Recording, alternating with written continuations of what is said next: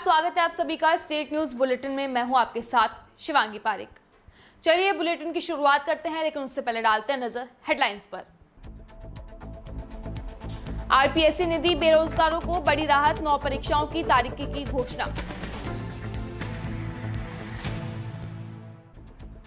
NSUI का राज्य भर में छात्रों की मांग को लेकर विशाल धरना प्रदर्शन।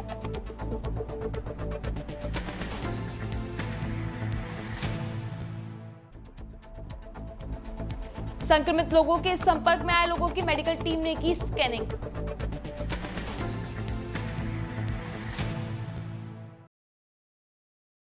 कोरोना काल के बीच अब राजस्थान लोक सेवा आयोग ने फिर से कामकाज की रफ्तार पकड़नी शुरू कर दी है।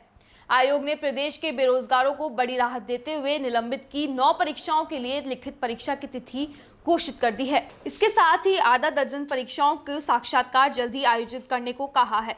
इसमें से सब इंस्पेक्टर भर्ती 2016 के साक्षात्कार की भी तारीख का ऐलान कर दिया गया है। आयोग सचिव आशीष गुप्ता के मुताबिक लिखित परीक्षा और साक्षात्कार के लिए अभ्यर्थियों को कोरोना गाइडलाइन की सख्ती से पालना करने की हिदायत दी है।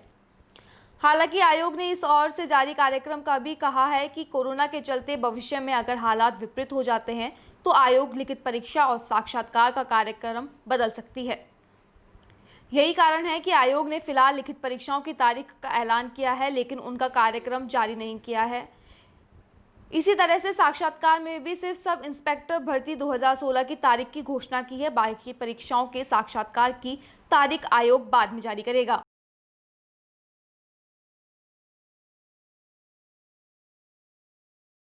और अब खबर पावटा से। पावटा कस्बे के टस्कोला रोड पर स्थित एक कूलर फैक्ट्री में शुक्रवार को रात को अज्ञात चोर दुकान के अंदर रखे कूलर व कूलर बॉडी सहित अन्य सामान चुराकर ले गए थे। लूट का पर्दाफाश करते हुए पुलिस अधीक्षक जयपुर ग्रामीण शंकर दत्त शर्मा ने बताया कि पीड़ित कमिल गर्ग पुत्र दीनदयाल अग्रवाल वार्ड नंबर 8 निवासी पावटा द्वारा प्रागपुर थाने में रिपोर्ट दर्ज करवाई थी कि टस्कोला रोड पर स्थित गणेश विहार कॉलोनी में कूलर फैक्ट्री में चोरों ने 20 जून शनिवार को लाखों का सामान चुराकर चोरी की वारदात को अंजाम दिया था, जिस पर प्रागपुर पुलिस द्वारा रिपोर्ट दर्ज कर मामले को अनुसंधान प्रारंभ कर राम कुमार कांसवा, अतिरिक्त पुलिस अधीक्षक कोतवाली दिनेश कुमार कोतवाली व प्रागपुर थाना प्रभारी नंदलाल जांगिड़ के नेतृत्व में एक टीम का गठन कर दबिश देकर अब्दुल पुत्र पठान जाति अब्बासी मुसलमान उम्र 36 निवासी मिठापुर थाना गुलबटी बुलंदशहर, जो कि लॉकडाउन के कारण बंद पड़े फैक्ट्री के पास काम करने के वाला इस्लाम के साथ शुक्रवार को पावटा आकर कूलर फैक्ट्री में से कूलर व अन्य सामान का कंटेनर भर के ले गया था। वह चोरी का माल खरीदकर ताहिर पुत्र शब्बीर जाति मेवाती उम्र 55 साल निवासी नगला शरीफ खां थाना जेवर द्वारा चोरी का माल खरीदने व इन दोनों मुस्लिमों को गिरफ्तार उनके कब्जे में से चोरी किए हुए 17 कूलर व चोरी के प्रयुक्त वाहन कंटेनर को जब्त किया है। अन्य मुजरिमों की तलाश जारी है। दिनांक 20 से 2020 को टस्कोला रोड पे कूलर फैक्ट्री में एक नकबजनी की वारदात हुई थी, जिसमें अज्ञात चोरों के द्वारा फैक्ट्री से 20 कूलर चोरी किए गए थे, जिसकी तत्परता से तलाश करते हुए तथा टोल प्लाजा पर वीडियो फुटेज, सीसीटीवी फुटेज देखे जाकर मोबाइल कॉल डिटेल खंगाली जाकर मुलजिमान की सरगर्मी से तलाश कर पताराशी की गई है।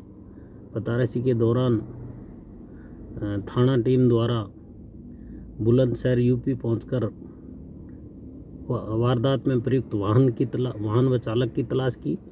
उनकी तलाश की जाकर उनको दस्तयाब किया जाकर अनुसंधान किया गया। अनुसंधान के दौरान उनके द्वारा गौतम बुद्ध नगर ज़िले में जेवर स्थान पर कूलरों की चोरी का माल बिक्री करना बताया, जिस पर वहां पहुंचकर जिस व्यक्ति को माल बेचा गया उसकी तलाश की जाकर संपूर्ण सामान जब्त किया गया और ये घटना 20 तारीख की है। पुलिस द्वारा तत्परता से कार्रवाई करते हुए लगभग 36 घंटे में 2 दिन में इस वारदात का खुलासा किया है। और अब खबर अलवर से। अलवर के कोट कासिम में दिन दहाड़े जिम संचालक को अज्ञात बदमाशों ने गोली मारकर हत्या कर दी। कोट कासिम के जिम संचालक को अज्ञात बदमाशों ने 5 गोली मारी, जिसके साथ ही जिम संचालक की मौके पर ही मौत हो गई। जिम संचालक का नाम टिल्लू जाट बताया जा रहा है। साथ ही ये भी बताया जा रहा है कि घटना कोट कासिम कस्बे के किशनगढ़ बांस रोड की है। सीसीटीवी कैमरे में कैद हुई बदमाशों की तस्वीरों में देखा गया है कि एक कार में सवार होकर बदमाश आए थे। और अब खबर जोधपुर से। एनएसयूआई का राज्य भर में छात्रों की मांग को लेकर विशाल धरना प्रदर्शन किया गया। विश्वविद्यालय छात्रों को प्रमोट को लेकर प्रदर्शन के कुलपति को सौंपा गया, जिसमें तृतीय वर्ष विद्यालयों को पूर्व के परिणाम पर 10% वृद्धि कर प्रमोट की मांग की। एनएसयूआई के राष्ट्रीय नेतृत्व की आह्वान व प्रदेशाध्यक्ष अभिमन्यु पूनिया की अपील पर राजस्थान के समस्त विश्वविद्यालयों के कार्यालय पर धरना प्रदर्शन किया गया। जोधपुर जय नारायण व्यास विश्वविद्यालय के प्रधान कार्यालय पर प्रदर्शन कर कुलपति को ज्ञापन सौंपा गया। एनएसयूआई जोधपुर के पदाधिकारियों व कार्यकर्ताओं ने कुलपति को जिला अध्यक्ष दिनेश परिहार के नेतृत्व में कोरोना काल में विद्यार्थियों के हक की लड़ाई को लेकर मांग रखी कि प्रथम व द्वितीय वर्ष के विद्यार्थियों को जनरल प्रमोट, अंतिम वर्ष के विद्यार्थियों को पिछले वर्ष के आधार पर 10% अधिक अंक देकर प्रमोट कर दिया जाए। दिनेश परिहार ने बताया कि एनएसयूआई हमेशा छात्रों के हित में लड़ाई लड़ता आया है। कोरोना वायरस के फैलने से विद्यार्थी अपने अपने घर जा चुके हैं। अब यदि विश्वविद्यालय परीक्षा करवाता है तो दूर दराज विद्यालयों को परीक्षा केंद्र पर पहुंचने में कठिनाई का सामना करना पड़ेगा। अब तक आवागमन साधन भी सुचारू रूप से नहीं चल रहा है, जिससे विद्यार्थियों को परीक्षा केंद्र पहुंचना संभव नहीं हो पाएगा। साथ ही कोरोना के चलते विद्यार्थियों के परीक्षा केंद्र के आसपास रुकने की व्यवस्था भी नहीं है। अगर सरकार व शिक्षा मंत्री समय पर रहते एनएसयूआई की मांग नहीं मानता है तो एनएसयूआई रोड पर उतरेगी, धरना प्रदर्शन करेगी एवं सरकार पर दबाव बनाएगी। आज जोधपुर एनएसयूआई ने पूरे इंडिया में एनएसयूआई भारतीय राष्ट्रीय छात्र संगठन एनएसयूआई ने पूरे हर विश्वविद्यालय, हर महाविद्यालयों पर प्रदर्शन करके विश्वविद्यालय का विषय को ज्ञापन दिया है कि आने वाले समय में जो छात्र जो परीक्षा वाले है जो टाइम है उसका प्रमोट करने के लिए हम विश्वविद्यालय विश्व को आज ज्ञापन दिया। जिस तरीके से फर्स्ट ईयर सेकंड ईयर को ये प्रमोट कर रहे हैं और 2 महीने बाद में एग्जाम करेंगे तो उसका मतलब क्या है, उसका सेंस कोई मतलब ही नहीं है। और फाइनल ईयर वालों का एग्जाम स्टार्ट करवा दिए और एंड पीक पे कोरोना इंडिया में चल रहा है। उस विद्यालय से हम विषय को अवगत कराया कि हम परीक्षा प्रमोट करके छात्रों को अगली कक्षा में प्रमोट किया जाए और नहीं करने पर हम अगले जो एनएसयूआई क्या कदम उठाती है, राजस्थान एनएसयूआई जिस प्रदेश अध्यक्ष और हमारे राजस्थान के प्रभारी जो आदेश देंगे या धरना करना, प्रदर्शन करना, हम स्टूडेंट के साथ हैं और छात्रों के लिए हम सड़क पर उतरने के लिए भी तैयार हैं। और एनएसयूआई हर तरह के हर समय छात्रों के साथ खड़ी है और हमेशा खड़ी रहे। और अब खबर जैसलमेर के पोखरण से। पोखरण शहर में कोविड-19 के बाद भामाशाह लगातार आगे आ रहे हैं। वहीं आमजन को हो रही असुविधाओं के बाद उनके समाधान को लेकर भी प्रयासरत है। ऐसा ही उदाहरण आज माली समाज में देखने को मिला। भीषण गर्मी को देखते हुए पोखरण निवासी हंसराज माली व उनके पूरे परिवार ने मिलकर समाज के मोक्षधाम में ठंडे पानी की मशीन सुपुर्द करी, जो समाज के साथ साथ रामदेवरा आने वाले पैदल यात्री व शहरवासियों को ठंडा पानी पीने को मिलेगा। हंसराज माली ने बताया कि उनकी माताजी की इच्छा थी कि ठंडे पानी की मशीन ऐसी जगह लगाएं जिससे सभी को ठंडा पानी उपलब्ध हो सके। वहीं इस भीषण गर्मी में आमजन को ठंडा पानी उपलब्ध करवाने के लिए आज ठंडे पानी की मशीन को समाज के मोक्षधाम में लगाकर आमजन को सुपुर्द किया गया। आज इसका लोकार्पण महंत जयपुरी महाराज गरीबदास जी के ठिकाना सुदारो के बेरी द्वारा करवाया गया। इस अवसर पर समाज के मौजिक लोगों के साथ ही गणमान्य नागरिक मौजूद रहे। और अब खबर करौली से। करौली जिले में टीम रक्तदाता परिवार के सदस्य जरूरतमंद लोगों को रक्तदान कर उनका जीवन बचाने का कार्य कर रहे हैं। इसी क्रम में बुधवार को करौली में टीम रक्तदाता परिवार के सदस्य गोल्डी मना ने जरूरतमंद व्यक्तियों को रक्तदान कर उनकी जान बचाई। दरअसल करौली के सामान्य चिकित्सालय में भर्ती पोलियो की पीड़ित एक रोगी को डॉक्टर ने तुरंत रक्त की आवश्यकता बताई, जिसकी जानकारी टीम रक्तदाता परिवार के सदस्य गोल्डी मना को लगते ही उन्होंने तुरंत रक्तदान करने के लिए तैयार हो गए एवं टीम के कृष्ण गोपालपुरिया व पंकज शुक्ला के साथ अस्पताल पहुंचकर पीड़ित के लिए रक्तदान किया। रक्तदान करने पर रोगी के परिवार वालों ने गोल्डी मना का आभार भी व्यक्त किया। साथ ही जिले में मंगलवार को एक आरसीए का जवान कोरोना पॉजिटिव पाए जाने के बाद चिकित्सा विभाग ने संक्रमित व्यक्ति के संपर्क में आए लोगों की स्कैनिंग कराई। जिला मुख्यालय पर डॉक्टर आशीष शुक्ला ने नेतृत्व में नर्सिंग कर्मी गोपाल शर्मा, नरेश शर्मा, हरकेश मीणा आदि ने बुधवार को आरएससी पुलिस लाइन, कोतवाली थाना व महिला थाने में करीब 100 पुलिसकर्मियों की थर्मल स्कैनिंग एवं संक्रमित व्यक्तियों के सीधे संपर्क में आए करीब 30 व्यक्तियों की कोविड-19 सैंपलिंग कर सामान्य चिकित्सालय करौली में भिजवाई है।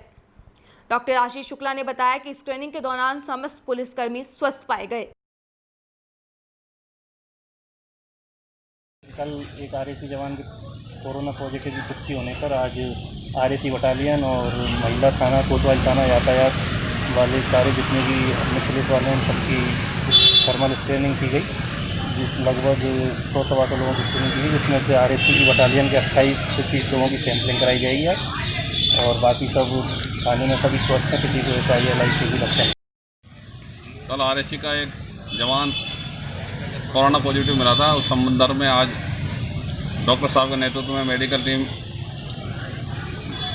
यहाँ थाने पे आई, जिसमें कोतवाली, करौली व महिला थाना व यातायात के समस्त मुलाजमानों का आज टेस्ट। सिरोही जिले में कोरोना संक्रमण को बचाव को लेकर प्रदेश के उच्च शिक्षा, राजस्व, उप निवेशन, कृषि, सिंचित क्षेत्र विकास एवं जल उपयोगिता राज्य मंत्री एवं जिले के प्रभारी मंत्री भंवर सिंह भाटी ने आत्म परियोजना सभागार में मीडिया कर्मियों से रूबरू हुए। इस दरमियान सरकारी अस्पतालों के डॉक्टर द्वारा निजी अस्पताल में जाकर उपचार व ऑपरेशन करने का मुद्दा उठाया। लंबे समय से सरकारी डॉक्टर निजी अस्पतालों में जाकर लोगों का उपचार व ऑपरेशन कर रहे हैं। ऐसे में आमजन ने निजी अस्पताल में भारी फीस भी वसूली जाती है, जिस पर प्रभारी मंत्री भंवर सिंह भाटी ने गंभीरता दिखाते हुए जिला कलेक्टर भगवती प्रसाद को जांच के आदेश दिए।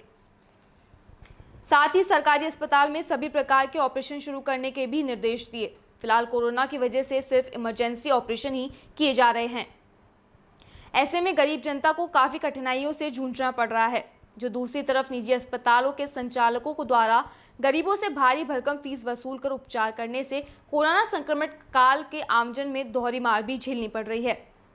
उन्होंने कहा है कि मीडिया ने जिस प्रकार संक्रमण की रोकथाम के लिए महत्वपूर्ण भूमिका निभाई है, उसी प्रकार आमजन को जागरूक करने के उद्देश्य से 3 जून तक आयोजित जागरूकता अभियान में भी अपनी महत्वपूर्ण भूमिका निभाकर आमजन को जागरूक कर कोरोना संक्रमण की रोकथाम के लिए अपनी महत्वपूर्ण भूमिका का वहन करें।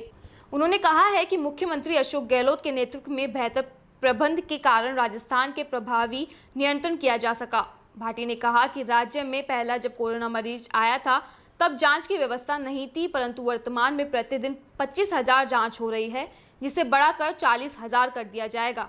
जिला मुख्यालय पर जांच की सुविधा भी उपलब्ध हो गई है। पुलिस, चिकित्सक, आंगनबाड़ी व अन्य विभिन्न विभागों के अधिकारी व कार्यकर्मियों के समूह प्रयासों पर यह नतीजा है कि प्रदेश में कोरोना वायरस संक्रमण की रोकथाम में मॉडल राज्य की भूमिका रही है। जान है तो जहान है को ध्यान में रखते हुए सुरक्षा के उपायों में लापरवाही न बरते व सचेत रहें। उन्होंने राष्ट्रीय खाद्य सुरक्षा कार्यक्रम के तहत गेहूं व दालों को वितरण की जानकारी दी। मोबाइल OPD वैन की सुविधा, भोजन एवं राशन की व्यवस्था, किसानों के लिए ग्राम सहकारी समितियों के माध्यम से न्यूनतम समर्थन मूल्य पर खरीद की व्यवस्था, लाखों जनों में 2 माह की पेंशन की अग्रिम भुगतान तथा खाताधारकों द्वारा मजदूरों के खाते में 2500 रुपये जमा तथा दूसरे राज्य क्षेत्रों में फंसे माइग्रेंट मजदूरों, श्रमिकों, प्रवासियों एवं विद्यालयों को प्रवेश में बस रेल द्वारा भिजवाने की व्यवस्था की है। साथ ही प्रवासियों परिवारों को 2 माह का प्रति व्यक्ति 10 किलो गेहूं व 2 किलो चना निःशुल्क वितरण, मनरेगा के माध्यम से प्रवासी श्रमिकों को रोजगार में अधिक अवसर उपलब्ध करवाया है।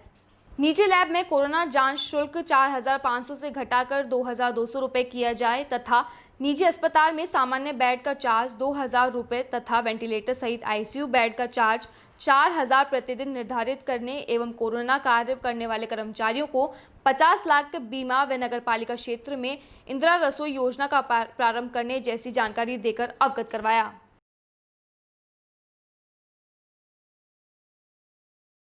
देखिए, पिछले लगभग 2.5 महीने से भी ज़्यादा का समय हो गया और कोरोना के खिलाफ राजस्थान की सरकार, राजस्थान के माननीय मुख्यमंत्री महोदय के नेतृत्व में राजस्थान का सभी विभागों के, जिला प्रशासन, जनप्रतिनिधि और मीडिया के सहयोग से बहुत ही अच्छे तरीके से लड़ा गया। आज राजस्थान में बड़ी संख्या में जांचें हो रही है। हर जिला मुख्यालय पर कोविड जांच केंद्र खोले गए हैं। लेकिन लॉकडाउन हटने के बाद हमारे प्रदेश में आम आदमी जो है, हम सब लोग लापरवाह तो होते जा रहे हैं, क्योंकि कोरोना अभी समाप्त नहीं हुआ है। ऐसी स्थिति में हमारे मुख्यमंत्री अशोक गहलोत जी ने 21 जून से लेकर 30 जून तक 10 दिन का कोरोना जागरूकता अभियान की शुरुआत की है। और ये जागरूकता अभियान इसलिए चलाया गया है कि आम व्यक्ति अपने आप को स्वस्थ रखे, क्योंकि हमें हमारे काम धंधे, व्यापार, सब दुकान, सब काम करने पड़ेंगे। लेकिन ऐसी स्थिति में हम हमारा बचाव रखें। और अब खबर जोधपुर के बावड़ी से। जो सूरज की तपन बढ़ती है, त्यों ही ग्रामीणों में पानी की त्याही मचना शुरू हो जाती है। इसे विभागीय की लापरवाही कहें या प्रशासन की लाचार रवैया, जिसका फायदा पानी की मेन लाइन से अवैध कनेक्शन करके खेतीबाड़ी सहित बगीचे तक पहुंचा लेते हैं। इन अवैध कनेक्शनों से कई क्षेत्रों में पानी नहीं पहुंच पाता है और इसका शिकार होते हैं आवारा पशु, जो कि पानी के प्रभाव से ही दम तोड़ देते हैं। दूसरी तरफ देखा जाए तो जलदाय विभाग का कहना है कि इस क्षेत्र में जेजेवाई से पानी की जिम्मेदारी का ग्राम पंचायत बावड़ी का, लेकिन बावड़ी ग्राम पंचायत का कहना है कि हमने गोविंदपुरा में जनता जल योजना के तहत हैंडओवर भी अभी नहीं लिया। ऐसे में इस भंवर जाल के चलते पानी को लेकर ग्रामीणों के हाल बेहाल है। जानकारी के अनुसार बावड़ी कस्बे में राजस्व गांव गोविंदपुरा व गोदारा में धानी में पिछले 1 वर्ष से पानी की भयंकर किल्लत बनी हुई है। यहाँ के बाशिंदों ने बताया कि पानी की किल्लत के लिए दर की ठोकरें खाई जा रही है। जलदाय विभाग ग्राम की कंपनी ग्राम पंचायत से उपखंड कार्यालय में ज्ञापन देकर अवगत करवा दिया। हर बार अधिकारी शीघ्र ही समाधान करने का आश्वासन देकर त्रिडी लेते हैं। ग्रामीण किशन राम, पीर सिंह, गेना राम व गोधर राम ने बताया कि बावड़ी कस्बे से लेकर गोदरा की ढाणी व गोविंदपुरा तक जगह जगह अवैध कनेक्शन की भरमार के चलते समस्या को लेकर बावड़ी उपखंड अधिकारी सुमित्रा पारेख से एक प्रतिनिधि मंडल ने ज्ञापन देकर अवगत करवाया था, जिस पर एसडीएम ने 1 सप्ताह तक समय देने की बात कही थी। लेकिन इस सप्ताह गुजर जाने के बाद भी हालात डेक से 3 पात नहीं बने हुए हैं। ना तो पानी की समस्या का निदान हो रहा है, ना ही अवैध कनेक्शन हटाए गए हैं। गोदरा की डाणी और गोविंदपुरा पाइपलाइन डाला हुआ है। 1 साल से गया तिरा मर रही है, कोई सुनवाई नहीं कर रहा है। मर चुकी है, कई गया मर चुकी है। जन सहयोग को टैंकर कूदा और कोई अधिकारी नहीं सुनना है। अवैध कनेक्शन डाल दिया, उनकी कोई कार्रवाई नहीं हुई। बावड़ी में राजस्व गाँव गोविंदपुरा और गोदरा की डाणी आज 1-1.5 साल से कोई पानी नहीं, गया मर गई। आज इस तारीख में पहुँच गया, आज मर चुकी है और कोई अधिकारी सुनवाई नहीं कर रहा है। 10-15 दिन से हम फिर यहाँ पे कोई सुनवाई नहीं है। गाया मरी बहुत हालात और अवैध कनेक्शन ले रखा है। 150 अवैध कनेक्शन चले लैन लमाऊँ और बहुत बुरा हाल है गायों का और पानी पीने की समस्या बहुत समस्या है। ग्राम पंचायत बावड़ी राजेशा गांव गोविंदपुरा गोदरा की डाणी में 1.5-2 साल से कोई भी पानी नहीं आ रहा है। जो राम की कंपनी ने वो लैंड डाली थी, वो पानी एकदम सूखा पड़ा। हम टैंकर से पानी कुटा रहे हैं और बावड़ी में 25-30 दिन हो गए हम चक्कर काट रहे हैं। कोई भी अधिकारी नहीं सुन रहा। इसके पास जा रहा वो उसको बता देता, उसके पास जा रहा ग्राम सेवक बताता और कोई भी हमारा अधिकारी नहीं सुन रहा। हम यहाँ। और अब खबर श्रीगंगानगर के अनूपगढ़ से। अनूपगढ़ तहसील क्षेत्र में लूनिया में सोमवार मिले कोरोना पॉजिटिव के बाद प्रशासन, चिकित्सा विभाग तथा पुलिस प्रशासन ने पूरी तरह सावधानी बरत रहे हैं। चिकित्सा विभाग की तरफ से कोरोना पॉजिटिव के संपर्क में आने वाले परिवारजनों सहित 37 लोगों को कोरोना टेस्ट की रेल मंडी सैंपलिंग करवाई गई है तथा सभी ग्रामीणों की थर्मल स्कैनिंग भी की गई है। कोरोना पॉजिटिव आने के बाद युवक के परिवार तथा उसके परिवार के लोगों से संपर्क में आने वाले लोगों को भी भय की स्थिति बनी हुई थी। चिकित्सा विभाग के कर्मियों ने बताया कि मंगलवार को लिए गए सैंपल की रिपोर्ट आज शाम तक आने की संभावना है। प्रशासन की तरफ से एहतियात की दृष्टि में सोमवार को आगामी आदेशों तक गांव को सील किया गया था। आज भी गांव को सील ही रखा गया है। जिन ग्रामीणों ने मंगलवार को सैंपल दिए थे, उन्हें प्रशासन ने रिपोर्ट आने तक किसी के संपर्क में नहीं आने की हिदायत दी है। फिलहाल इस बुलेटिन में बस इतना ही। और ज़्यादा जानकारी व खबरों के लिए देखते रहिए डीपीके न्यूज़। नमस्कार।